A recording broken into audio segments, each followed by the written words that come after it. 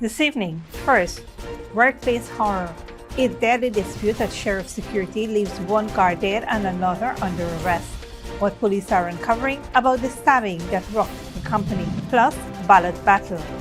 The Forward Guyana Movement takes GECOM to court, claiming exclusion on key regions, silence Indigenous and rural voters. Could this legal challenge derail the elections? Also, tragedy on the road. A newlywed killed in a hit-and-run just weeks after his wedding. The truck driver accused of causing his death is now behind bars. Meanwhile, a promise to every child. By 2026, no student will be left without a secondary school. We'll show you how the government's building spree is reshaping education nationwide. And tensions rise. The US sends warships and Venezuela responds by mobilizing militias. What the growing standoff means for our region. All this and more coming up on Headline News Update. Stay with us.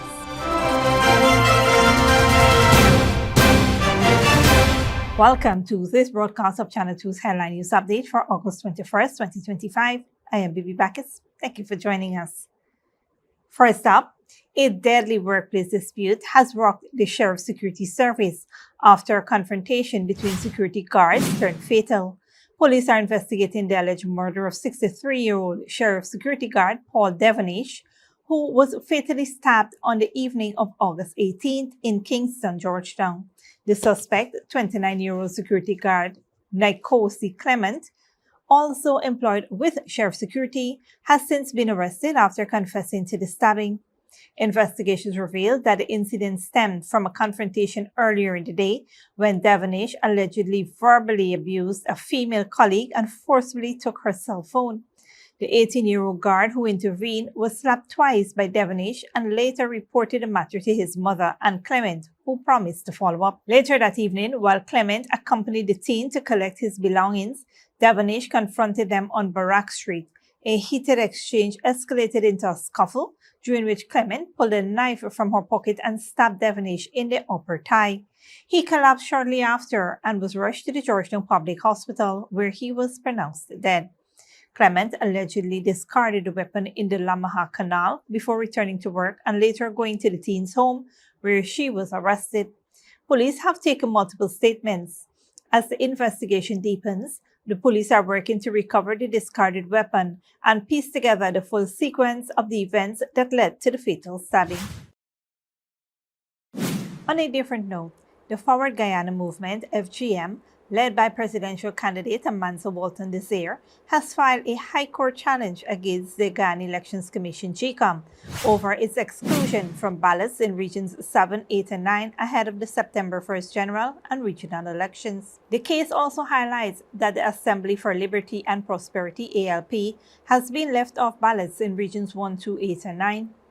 Walton Desir argued that both parties met all legal requirements to contest and that GECOM's actions violate Articles 59, 149, and 160 of the Constitution, as well as the Representation of the People's Act. The Forward Guyana Movement is steadfast in its commitment to holding GECOM accountable, ensuring that elections are conducted fairly and inclusively for every Guyanese citizen.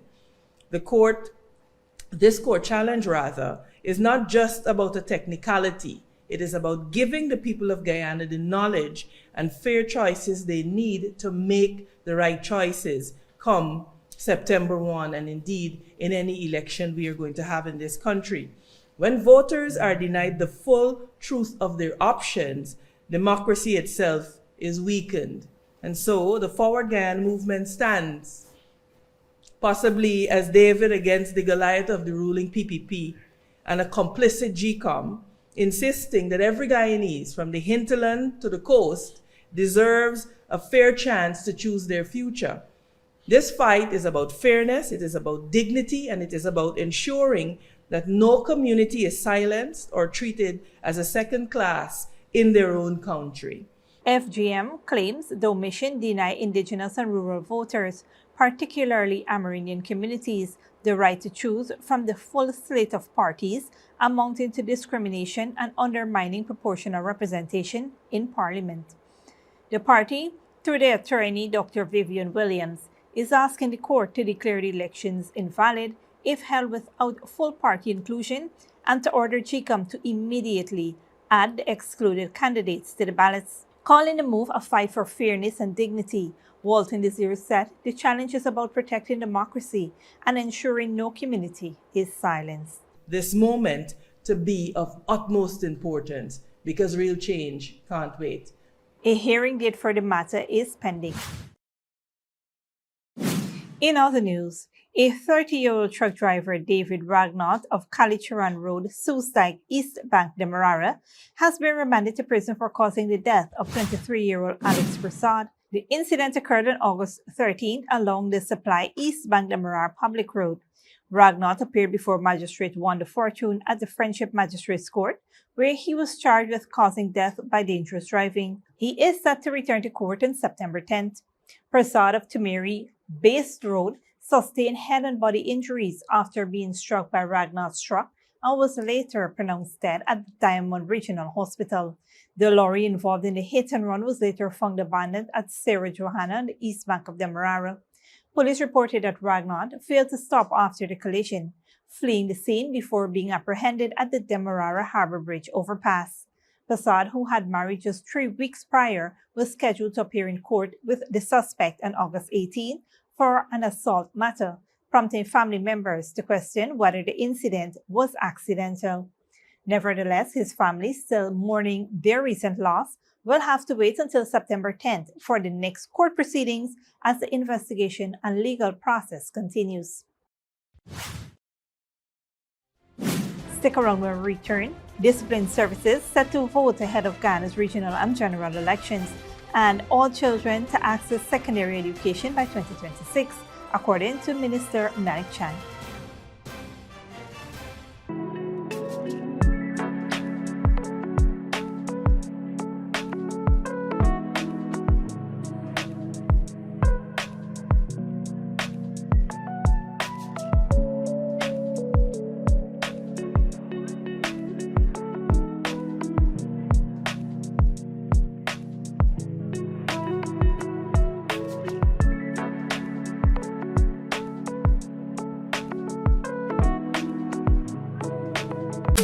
Ladies and gentlemen, it's the moment you've been waiting for. Step right up because it's time for Digicel's $12 million punch and win.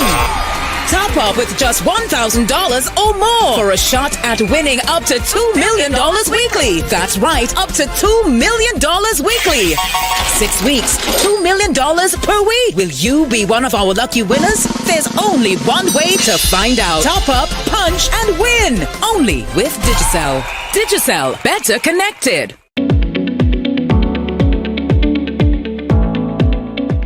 What's going on here, man? Why the two of y'all look so gloomy? Uncle Joe, you know thief man been in we house and thief all we valuables, including we ID card. Now election come around and we want to go vote. We ain't get no ID card to identify ourselves. Now we can't go vote. Well, you need to apply to GECOM to have your ID cards replaced. But you need not worry that you won't be able to vote because you don't have your ID cards. GECOM has put other measures in place to accurately identify voters like you who may not have the ID cards. But how they gonna do that? How they gonna know is we name on the list if we don't have ID to prove it? In addition to your ID card, voters can present their valid passports or valid driver's license if they have these. Really? But further, GECOM has placed your photograph alongside your name on a folio which will be at the polling station. And if you go to the polling station without a photo ID, you will be asked to state your name and address. The elections official will look at your face and then compare it with the photo alongside your name on the folio to confirm that they are the same. Then you'll have to answer some questions to verify your identity. If the election official is satisfied that you are the person who you claim to be, you will be allowed to vote after taking an oath of identity. So you get for vote? For more information, contact the GECOM on 225-02779 or visit www.gecom.org.gy. Sneakily with a gift of sight from Modern Optical Services. Let our professional team examine and prescribe what's best for your eyes. Common Smalls make fashionable faces. See us for a full line of optical services, including brand name and prescription eyewear.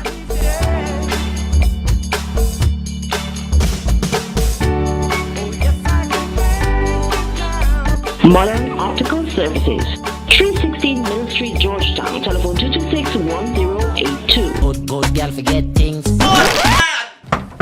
What's the problem, Granny? I want money for borrow for do a surgery. I was dancing and I fall and fracture my hip. If you need some quick money, you should check Lender's Jewelry and Pawn Shop. Lender's Jewelry and Pawn Shop, lot 238 South Road, Border, Georgetown. Get jewelry made to order in just 72 hours. We also accept vehicles. Lender's, best rates, longest payback period. Boys, I get through. Plus, I could dance again. Lender's Jewelry and Pawn Shop. Welcome back. Every child in Guyana will have access to a secondary school by September 2026. This was announced by Minister of Education Per Manichan at the commissioning of the new Tushin Secondary School on the east bank of Essequibo on Wednesday. By next year, September 2026, all over this country, children will be able to go to a high school close to where they live and get a sound secondary education. The minister said the government's aggressive school building program is transforming access to education nationwide. Since 2020, 42 secondary schools have been built or are under construction, alongside 67 nursery and 45 primary schools.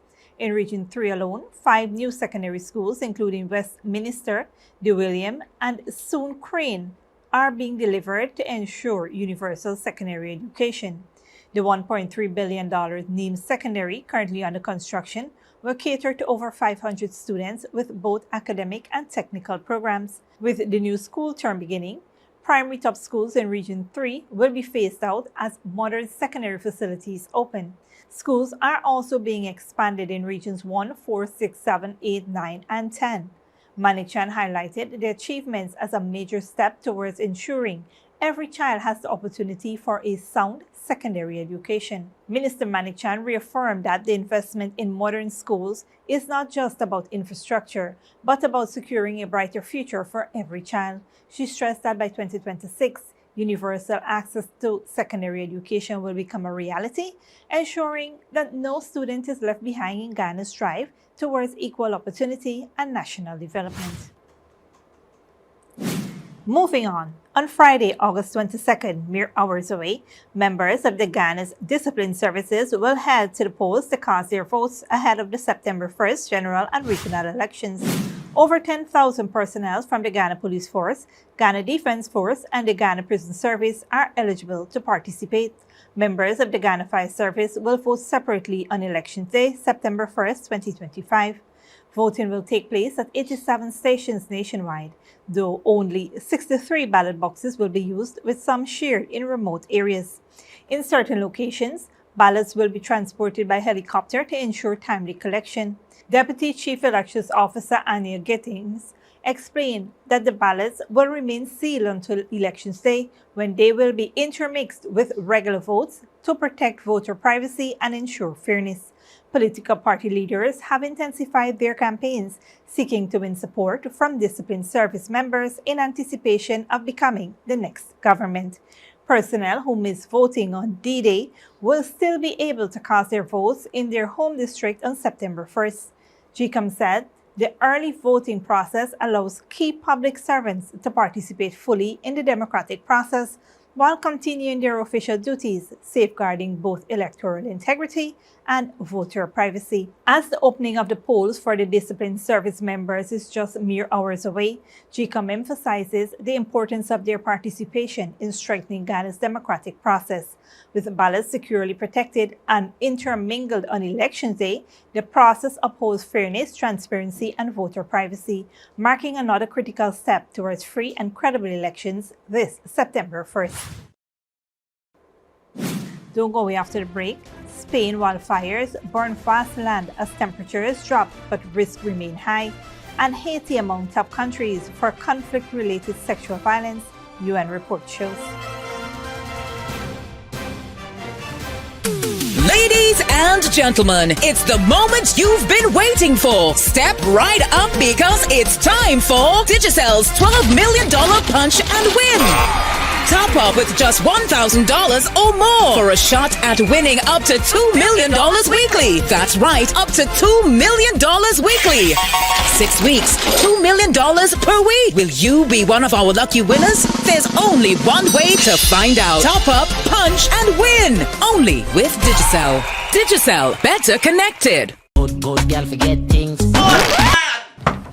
What's the problem, Granny? I want money for borrow for do a surgery. I was dancing and I fall and fracture my hip. If you need some quick money, you should check Lender's Jewelry and Pawn Shop. Lender's Jewelry and Pawn Shop, Lot 238 South Road Border, Georgetown. Get jewelry made to order in just 72 hours. We also accept vehicles. Lenders, best rates, longest payback period. Boys, I get through. Plus, I could dance again. Lender's Jewelry and Pawn Shop. Sneakily with a gift of sight from Modern Optical Services. Let our professional team examine and prescribe what's best for your eyes. Common smiles make fashionable faces. See us for a full line of optical services, including brand name and prescription eyewear.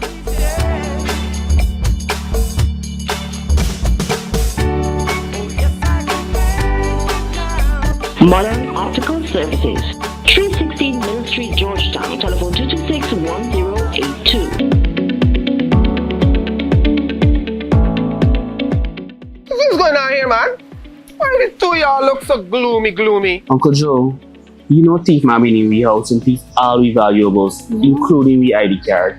Now election come around and we want to go vote. We ain't get no ID card to identify ourselves. Now we can't go vote. Well, you need to apply to GECOM to have your ID cards replaced.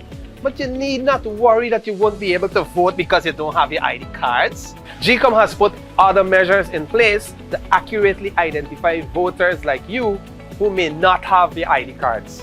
But how they gonna do that? How they gonna know is we name on the list if we don't have ID to prove it? In addition to your ID card, voters can present their valid passports or valid driver's license if they have these. Really? But further, GECOM has placed your photograph alongside your name on a folio which will be at the polling station.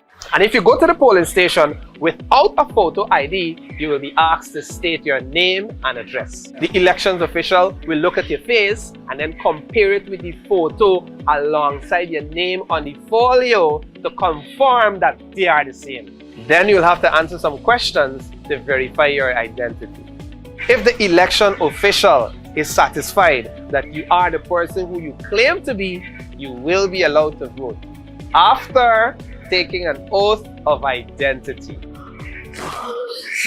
So you get for voting? For more information, contact the GECOM on 225-027729 or visit www.gecom.org.gy.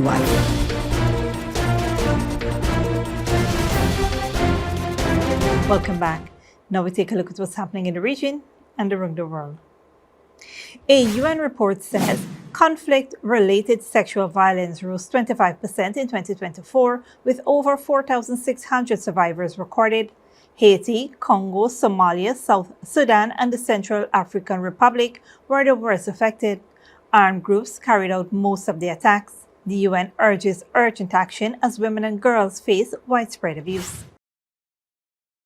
Meanwhile, in South America, tensions between the United States and Venezuela are escalating, with President Nicolás Maduro mobilizing militias in response to Washington's decision to deploy warships. Al Jazeera's Latin American editor Lucia Newman reports.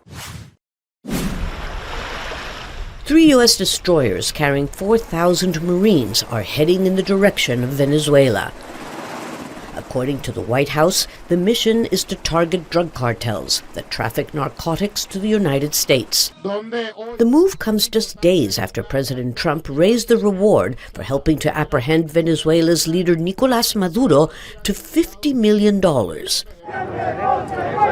In response, Maduro is mobilizing 4.5 million militiamen and women throughout the country.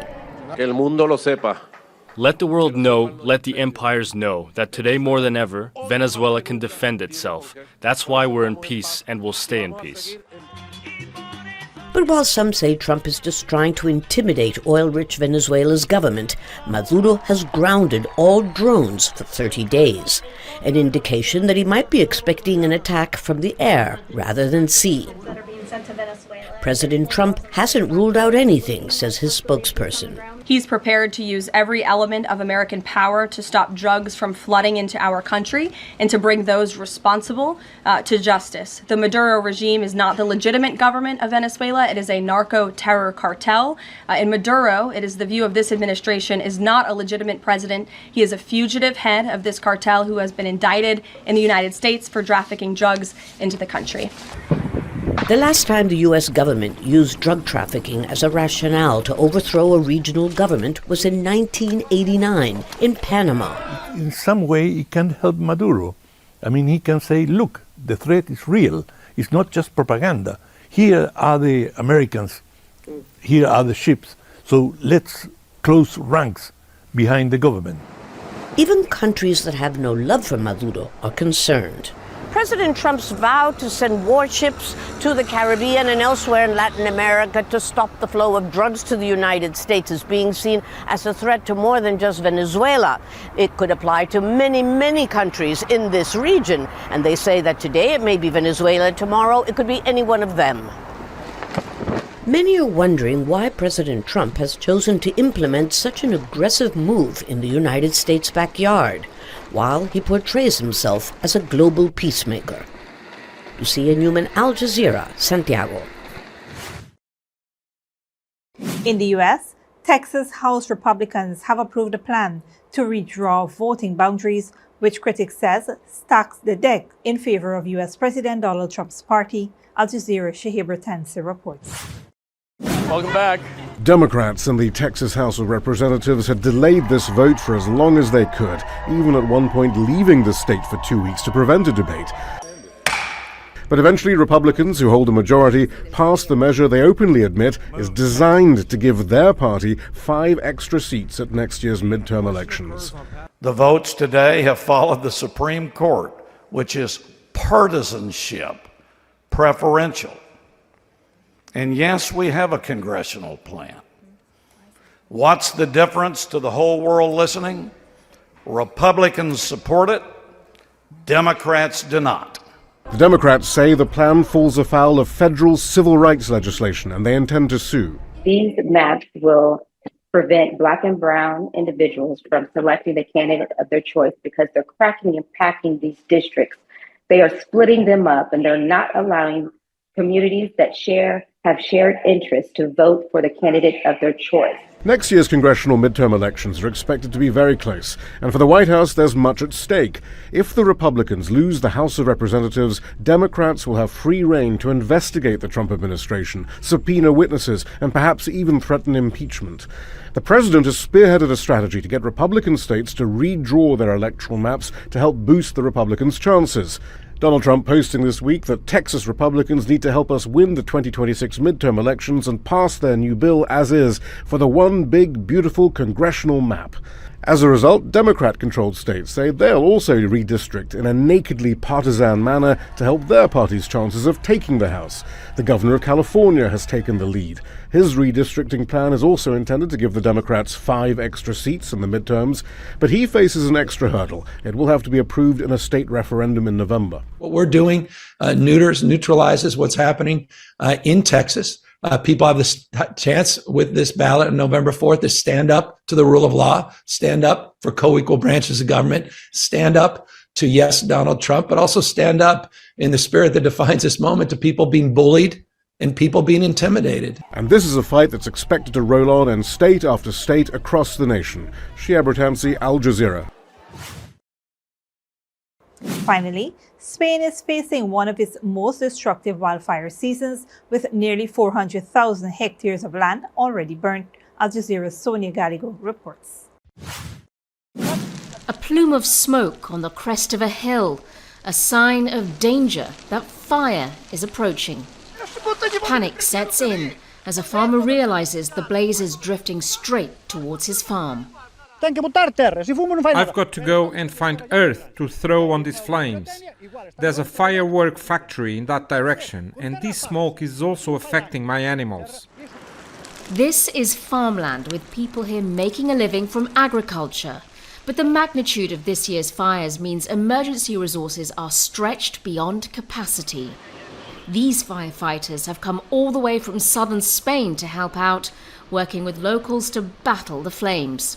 Okay, what the firefighters have now done is try to control that fire over there as they make their way to another blaze that's ignited.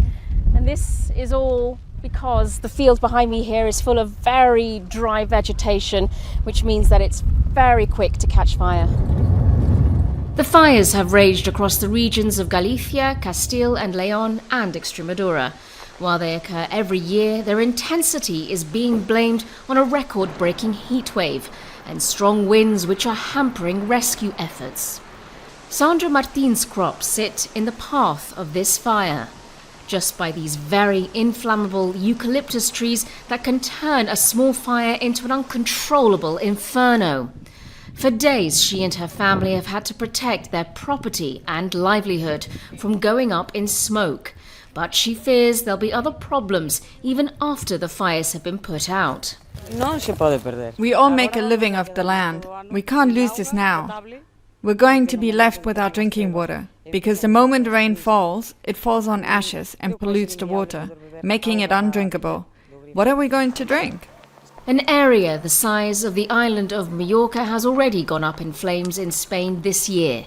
While the temperatures are beginning to drop, the toll this has taken makes it a problem Spain's authorities can't afford to ignore. Sonia Gallego, Al Jazeera, Albarellos, Northern Spain. This brings us to the end of our regional and global news coverage. Up next is the 3-day weather forecast.